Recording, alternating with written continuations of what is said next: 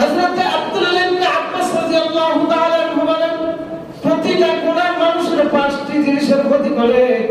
এক নম্বর ক্ষতি হলো সাওয়াদান ফিল ওয়াজহি, যদি কোন আল্লাহর বান্দা, যদি আল্লাহর কোন নবীর উম্মত যদি গুনাহের কাজ করে, আল্লাহর রাসূল বলেন আমার কোন উম্মত যদি গুনাহের কাজ করে, তাহলে তার এক নম্বর ক্ষতি হয় যে তার চেহারা থেকে আল্লাহ তাআলা নূরের যে একটা তাজাল্লি, আল্লাহ তাআলা এই নূরটা তার চেহারা থেকে উঠায় নেয়। বলেন আলহামদুলিল্লাহ। তার চেহারা থেকে নূরটা উঠায়, তার চেহারার দিকে তাকাইলে মুমিনের চেহারা বসে না, তার চেহারার দিকে তাকাইলে যেন বুঝা যায় একজন নাফরমান কাটটা জাহান্নামী, সব সময় কালো পড়লে চেহারাটা একটা বিরক্তকর চেহারা হয়ে থাকে। একমাত্র সে আল্লাহর দরবারে গুনাহ করার কারণে আল্লাহ তাআলা তার চেহারার মধ্যে যে নূরের উজ্জ্বল, যে চমকাতে থাকতো, এই নূরের উজ্জ্বল চমকানিটা আল্লাহ তাআলা সবকিছু দূরীভূত করে দেয়। করে দেওয়ার কারণে তার চেহারার মধ্যে আর নূরের চমকায় না। আল্লাহর রাসূল বলেন, ও উম্মত, মান কাসুরা সালাতুহু হাসুনা ওয়াজহুহু।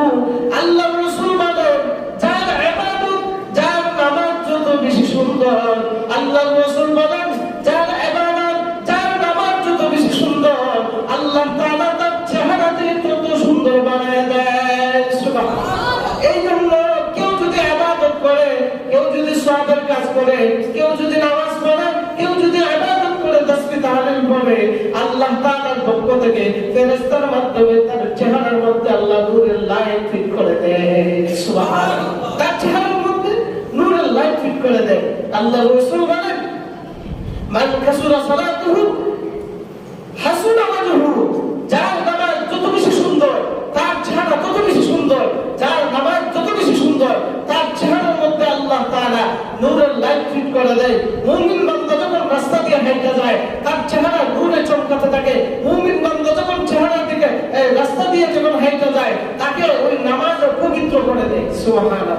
কারণ বান্দা এই নামাজ পড়ার জন্য আয়েশা, তখন বান্দা ওযু করে, আর ওযুর মাধ্যমে বান্দার হাতের গুনাহ, মুখের গুনাহ, পায়ের গুনাহ, চোখের গুনাহ, মাথার গুনাহ, কানের গুনাহ, গর্দানের গুনাহ, সমস্ত গুনাহগুলো আল্লাহ তাআলা 2 বছর সাফ করে দেয়। সুবহানাল্লাহ। ওই বান্দা পবিত্র হবে না কেন? আল্লাহ তাআলা এই নামাজের ব্যক্তির অন্তরের মধ্যে একটা প্রশান্তির বাতাস চালায়। প্রশান্তির বাতাস চালানোর কারণে তার সর্বক্ষেত্রে আল্লাহর ইবাদত করতে তার খুব ভালো লাগে। এই জন্য 1 নম্বর হলো, কেউ যদি গুনাহ কাজ করে, 1 নম্বর তার ক্ষতি হলো গুনাহ কাজ করার কারণে সাওয়াবান ফিল ওয়াজহি, আল্লাহ তাআলা তার চেহারা থেকে নূরের লাইটটা আল্লাহ তাআলা নিভায় দেয়। বলেন আলহামদুলিল্লাহ। আব্দুল্লাহ ইবনে আব্বাস বলেন, ও নবীর উম্মত শুনো, 2 নম্বর হলো যুলমাতান ফিল কলব। আল্লাহ তাআলা তোমার কলবটাকে অন্ধকার বানায় দেয়। বলেন নাউযুবিল্লাহ। আর কলবটাকে আবার অন্ধকার বানায় দেয়, নূরের লাইটটা সরাইয়া তার কলবটাকে অন্ধকার বানায় দেয়, মুর্দা বানায় দেয়। এই জন্য সে নামাজ পড়তে বিরক্ত বোধ করে, নামাজ পড়তে তার ভালো লাগে না, ইবাদত করতে বিরক্ত বোধ করে, ইবাদত করতে ভালো লাগে না। যদিও সে নামাজ পড়ে, যদিও সে ইবাদত করে, এগুলো সে ঠেকায় করে, চাপে করে আসে মসজিদে, আইসে সে নামাজের মধ্যে রূপান্তরিত হয়ে নামাজের মধ্যে দাঁড়ায়। কিন্তু যত সময় সে ইবাদত করে, আল্লাহ কসম করে বলি, তার অন্তরের মধ্যে একমাত্র ইখলাস, কোনো খুলুসিয়ত নাই। একমাত্র মানুষ তাকে শরম দিবে, এই জন্য এটা বাঁচার জন্য আইসা মসজিদে সে নামাজ পড়িয়া ইমানদারি দেখায়, ইমানদারি দেখায়। কারণ তার কাছে বিরক্ত বোধ হবে না কেন?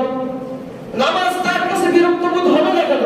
তার অন্তরে যে আল্লাহ তাআলা আলোকিত করেছিলেন মুমিন হিসেবে, যেমন বান্দা দুনিয়াতে গিয়া ইবাদত করবে, কিন্তু দেখা যায় আল্লাহর বিধানের উল্টো চলার কারণে আল্লাহ তাআলা তার অন্তর থেকে আল্লাহ তাআলা নূরের লাইটটা আল্লাহ তাআলা নিভায়ে দিয়েছে। নাউযুবিল্লাহ। এই জন্য তার দিলটা কি অন্ধকার, তার দিলটা কি অন্ধকার। তাকে আপনি যতই ইবাদতের কথা বলেন না কেন, বিরক্ত বোধ করবেন। ওরে বারবার এসে নামাজের কথা বলে, বারবার এসে মসজিদে যাওয়ার কথা বলে, বারবার এসে ইবাদত করার কথা বলে, তার কাছে একটা বিরক্ত বোধ ফিল হবে, যে বিরক্ত লাগে যে কেন এগুলো বলে। যখন আযান শুনে, আযানটাও তার কাছে বিরক্ত লাগে। আযান যখন নামাজের আওয়াজ শুনে, তাও তার কাছে বিরক্ত বিরক্ত বোধ হয়, তার কাছে এটা ভালো লাগে না। কেন? তার অন্তরের মধ্যে যে আল্লাহ তাআলা মহব্বতের নূরের লাইট ফিট করে দিয়েছিলেন, ওইটা আল্লাহ ফিউজ করে দিয়েছেন, নিভিয়ে দিয়েছেন। এই জন্য তার কাছে ইবাদত ভালো লাগে না। কেন? গুনাহ করার কারণে আল্লাহ তাআলা তার অন্তরের লাইটটা নিভিয়ে দিয়েছেন। আব্দুল্লাহ ইবনে আব্বাস বলেন, 5টা গতির মধ্যে 1 নম্বর গতি হলো তার চেহারার মধ্যে আল্লাহ নূর উঠায় দেয়।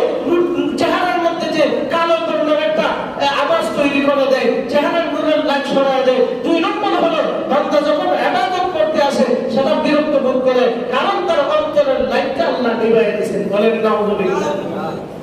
আব্দুল্লাহ ইবনে আব্বাস বলেন, ও উম্মত, আল্লাহর রাসূল বলেন 3 নম্বর ক্ষতি হলো কেউ যদি গুনাহ সংগঠিত করে, গুনাহ করার কারণে আল্লাহ তাআলা তার অন্তরের ভিতরে ক্ষতিগুলো দিয়েছেন। 3 নম্বর ক্ষতি হলো কেউ যদি গুনাহের কাজ সব সময় সংগঠিত করে। আল্লাহর রাসূল বলেন, ওয়াহানাল ফিল বাদান, আল্লাহর রাসূল বলেন মানুষ যদি সব সময় গুনাহের কাজ করে তাহলে তার দেহ এবং শরীর আল্লাহ তাআলা দুর্বল বানায় দেয়। বলেন নাউযুবিল্লাহ। বলেন তো মুমিন সব সময় দুর্বল থাকে না সবল থাকে? সবল থাকে। আর মুমিন ছাড়া বিমান যারা আছে তারা দুর্বল থাকে, কারণ তারা আল্লাহর জিম্মার ভিতরে নাই, আল্লাহর ইবাদতের ভিতরে নাই, তারা শয়তানের জিম্মায় চলে গেছে। শয়তানের জিম্মায় চলে যাওয়ার কারণে আল্লাহ তাআলা তার দেহ এবং শরীরকে আল্লাহ তাআলা দুর্বল বানায় দেয়। নাউযুবিল্লাহ। বলেন দুর্বল বানায় দেয়। এই জন্য বলেন তো যদি কেউ গুনাহ কাজ করে তাহলে তার কয়টা গতি? 5টা গতি। জোরে বলেন কয়টা গতি? 1 নম্বর কি? তার চেহারার নূর কি হয়ে যায়? চলে যায়। তার চেহারার নূর চলে যায়। 2 নম্বর গতি, তার অন্তরের লাইট আল্লাহ তাআলা নিভিয়ে দেয়। অন্তরের মধ্যে কোনো ইবাদতের মজা থাকে না, দিলকে মুর্দা বানায় দেয়। 3 নম্বর কি? 3 নম্বর হলো তার দেহ এবং শরীরকে আল্লাহ কি বানায় দেয়? দুর্বল বানায় দেয়। কি বানায় দেয়? দুর্বল বানায় দেয়। ইবাদত করতে ভালো লাগে না। ইবাদত করতে যখন আসে একটা অশান্তি ফিল হয়। দুনিয়াতে চলে ঠিকই, টাকা পয়সার অভাব নাই, চলে ঠিকই, কিন্তু ভেতরে শান্তি নাই। কেন? গুনাহ সংগঠিত করার কারণে, তার জিন্দেগিটা গুনাহের মাধ্যমে চালানোর কারণে। হাজারো সম্পদের মালিক হওয়ার পরও, হাজারো আল্লাহর নিয়ামত পাওয়ার পরও তার অন্তরের মধ্যে শান্তি নাই। কেন? সে গুনাহের মধ্যে জিন্দেগি কাটাইছে। এই জন্য আল্লাহ তার দেহ এবং শরীরকে দুর্বল বানায় দিয়েছে, তার অন্তরে শান্তি লাগে না। আব্দুল্লাহ ইবনে আব্বাস বলেন, উম্মত, আল্লাহর রাসূল 5 নম্বর ক্ষতির 4 নম্বর ক্ষতির কথা বলতেছেন। আল্লাহর রাসূল বলেন, ওয়াযাইকাল ফির রিজকি, যে ব্যক্তি সব সময় গুনাহের কাজে লিপ্ত থাকে আল্লাহ তাআলা তার রিজিক কমায় দেয়। বলেন নাউযুবিল্লাহ। অথচ আমরা রিজিকের জন্য কত হাই হুতাশ করি, রিজিক যেন আমাদেরকে বৃদ্ধি করে দেওয়া হয়। আল্লাহর রাসূল বলেন, উম্মত, তুমি যদি তোমার রিজিক বাড়াইতে চাও তাহলে আমল করা শুরু করে দাও, দেখবা আল্লাহ তাআলা কুদরতি রিজিকের ব্যবস্থা তোমাকে আল্লাহ করে দিবে। সুবহানাল্লাহ। তাহলে বলেন গুনাহ করলে আমাদের কি কমে যায়? রিজিক কমে যায়। যেটা আল্লাহ তাআলা যে রিজিক খাওয়াইয়া, নিয়ামত খাওয়াইয়া আল্লাহ তাআলা দুনিয়ার মধ্যে বিচরণ করছেন। বলবেন হুজুর, তো আমরা না হয় গুনাহের কাজ করি, তো বেঈমান, ফুজ্জার, ফাসিক যারা আছে, অন্যান্য ধর্মাবলম্বীরা যারা আছে, তারা গুনাহের কাজ করতেছে না? আরে ভাই, এরা পুরো জিন্দেগিটা তো গুনাহের কাজেই আছে। এরা পুরো জিন্দেগিটা তো গুনাহের কাজেই আছে। এদেরকে দিনের দাওয়াত দিলে আসবে না। যারা আসে না তাদের জিন্দেগি তো এমনি ধ্বংস। এদের হিসাব নিকাশের কোনো প্রয়োজন নাই। এরা বিনা হিসাবে জাহান্নামী। বলেন নাউযুবিল্লাহ। এরা বিনা হিসাবে কি? জাহান্নামী। হিসাবের প্রয়োজন নাই। আর তারা চায় দুনিয়া, আখিরাত চায় না। দুনিয়া চাওয়ার কারণে আল্লাহ তাআলা দুনিয়াতে তাদেরকে ধনী বানায় দিয়েছেন, দুনিয়াতে তাদেরকে চলাফেরা সব থেকে শান্তি দিয়ে দিয়েছেন। কারণ বান্দা দুনিয়া চাওয়ার কারণে সমস্ত কিছু আমি দিয়ে দিলাম, কারণ এদের কোনো আখিরাত নাই। এদের আখিরাত একমাত্র একটাই আছে, চিরস্থায়ী জাহান্নাম। বলেন নাউযুবিল্লাহ। তবে আমাদেরকে কেন বাঁচাইতেছে? আমাদেরকে এজন্যই বাঁচাইতেছে কারণ প্রত্যেকটা বান্দাকে আল্লাহ বড় মহব্বত করে বানাইছেন। সুবহানাল্লাহ। আল্লাহ চান না কোন তার বান্দা দুনিয়াতে গুনাহ সংগঠিত করিয়া, তার এই ক্ষতি গুনাহ করিয়া সে যেন জাহান্নামে হয়ে যায়। আল্লাহ এটা চান না। চায় একমাত্র শয়তানে যাওয়ার কারণে আমরা যারা গুনাহের মধ্যে লিপ্ত আছি, এই 5 ধরনের ক্ষতি শয়তান আমাদেরকে করতেছে। 1 নম্বর, এই গুনাহ সংগঠিত করানোর কারণে, আমাদেরকে গুনাহের মধ্যে রাখার কারণে আল্লাহ তাআলা আমাদের নূরের চেহারাটা উঠায় দিতেছেন। 2 নম্বর হলো অন্তরটা মুর্দা বানায় দিতেছেন, অন্তরটা অন্ধকার বানায় দিতেছেন। 3 নম্বর হলো দেহ এবং শরীরটাকে আল্লাহ তাআলা দুর্বল বানায় দিতেছেন। একমাত্র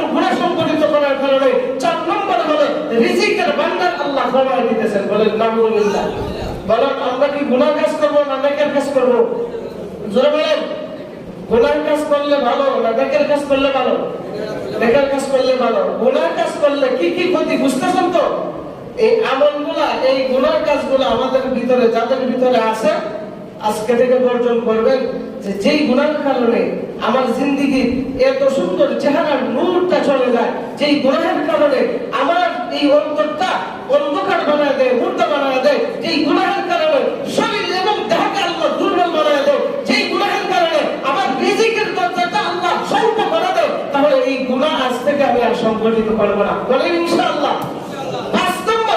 আব্দুল্লাহ ইবনে আব্বাস বলেন ওয়া তানফিল কুলুবি ফি কুলুবিল খালকি, আল্লাহ রাসূল বলেন ও উম্মত, তুমি যখন গুনাহ কাজ করো, গুনাহ কাজ করার কারণে আল্লাহ তোমাকে এমন ঘৃণিত বানায়, দুনিয়ার বাচ্চার দৃষ্টিতে যদি কোনো গুনাহগারকে দেখেন, সে তো গুনাহ কাজ করে না, দেখা যায় খুব সুন্দর চলাফেরা করতেছে, খুব সুন্দর তার চলাফেরা, সবার সঙ্গে ভালো ব্যবহার, সবাইকে হেল্প করে, সব থেকে ঠিক আছে, কিন্তু সে কি ইবাদত করে না, গুনাহ কাজ করে, করার কারণে বলেন মুমিনের অন্তরের মধ্যে তার কাছে কি আনন্দের জোয়ার থাকবে না ঘৃণার জোয়ার থাকবে? ঘৃণার জোয়ার থাকবে। কারণ মুমিনের কাছে সমস্ত বেঈমানদেরকে, সমস্ত বেনামাজিদেরকে, সমস্ত ইবাদত যারা করে না, তাদেরকে আল্লাহ তাআলা তাদের চোখে ঘৃণান্বিত বানায় রাখেন। বলেন নাউজুবিল্লাহ। তো আল্লাহ রাসূল বলেন উম্মত যারা গুনাহের মধ্যে লিপ্ত আছে, গুনাহের মধ্যে লিপ্ত থাকার কারণে তাদেরকে সমাজের মধ্যে যদিও দেখে যে মানুষ সম্মান করে, আসলে না, দুনিয়াতে চোখ দিয়ে সম্মান করে, হাত দিয়ে সম্মান করে, কিন্তু অন্তর দ্বারা তাকে ঘৃণা করে, অন্তর দ্বারা তার কর্মকলাপকে ঘৃণা করে, কার্যকলাপকে ঘৃণা করে।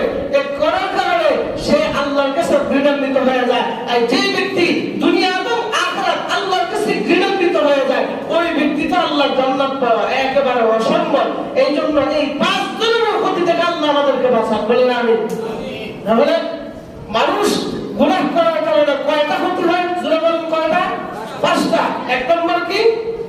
নূর, চেহারার মধ্যে যে নূর আছে, নূরটা আল্লাহ উঠায় নেয়, এই নূরের চেহারাটা মধ্যে আর নূর রাখে না। 2 নম্বর, তার দিলটাকে মুর্দা বানায় দেয়, তার কাছে ইবাদত ভালো লাগে না, যত ধরনের ইবাদত হোক না কেন একটা বিরক্ত বোধ হয়। 3 নম্বর, তার দেহ এবং শরীরকে আল্লাহ দুর্বল বানায় দেয়, যত সম্পদ হোক না কেন, যত ইবাদত করুক না কেন, তার অন্তরে শান্তি লাগে না। কারণ তার ইবাদত এবং যা কিছু আছে সমস্ত কিছু এগুলো মানুষকে দেখানোর জন্য করে, দুনিয়ার আল্লাহ তাআলার জন্য করে না, দুনিয়ার মানুষকে দেখানোর জন্য করে। এই জন্য আল্লাহ তাআলা তার দেহ এবং শরীরকে আল্লাহ তাআলা দুর্বল বানায় দেয়। বলেন নাউজুবিল্লাহ।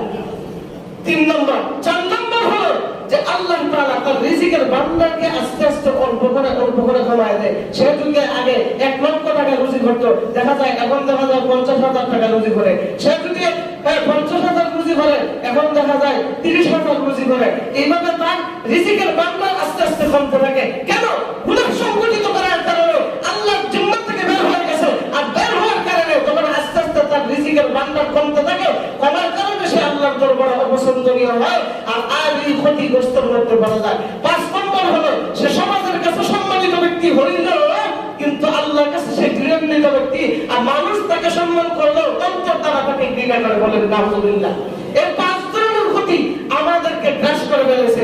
করার কারণে ইবাদত করতে আমাদের ভালো লাগে না, মসজিদে আসতে আমাদের ভালো লাগে না, আযান শোনা মাত্র এরপর আমরা অন্যদিকে চলে যাই, মসজিদের দিকে আসি না, ইবাদতের দিকে মন ঝুঁকি না। দুনিয়াতে যত ফাহিশাগুলোর কাজ আছে এগুলো আমরা প্রতিযোগিতা শুরু করার চেষ্টা করি, প্রতিযোগিতা করার চেষ্টা করি, প্রতিযোগিতা করে কে কার থেকে বেশি করতে পারে। অথচ আল্লাহ রাসূল বলেন এই সমস্ত কার্যকলাপ যাদের অন্তরে, যাদের দেহতে আছে, তারা এই 5 ধরনের ক্ষতিগ্রস্ত হবে। বলেন নাউজুবিল্লাহ। এরপরে আল্লাহ রাসূল বলেন যে কিছু গুনাহ আছে আবার গোপনীয়, কিছু গুনাহ আছে গোপনীয়, যে গোপন গুনাহ করার কারণে আল্লাহ তাআলা জগতে 3টা ক্ষতি আল্লাহ তাআলা তার করে দেয়। কয়টা ক্ষতি? জোরে বলেন। 3টা ক্ষতি। যে গোপনে, বলেন তো মানুষ গোপনে গুনাহ করে কি করে না? হ্যাঁ, গোপনে গুনাহ, কেউ কার গুনাহ দেখার মতো শক্তি আছে কারো? কেউ আছে? একজনের আছে। তিনি কে? আল্লাহ। আর জোরে বলেন তিনি কে? আল্লাহ। ও মানুষ, তুমি যে গোপনে গুনাহ করতেছো, হয়তো দুনিয়ার কেউ না জানে, কিন্তু আল্লাহ তাআলা জানতেছে, তুমিও জানতেছো। হাসরের ময়দানে আল্লাহ এবং তোমার কাছে কথোপকথন হবে, আর সমস্ত গুনাহগুলো ওই দিন আর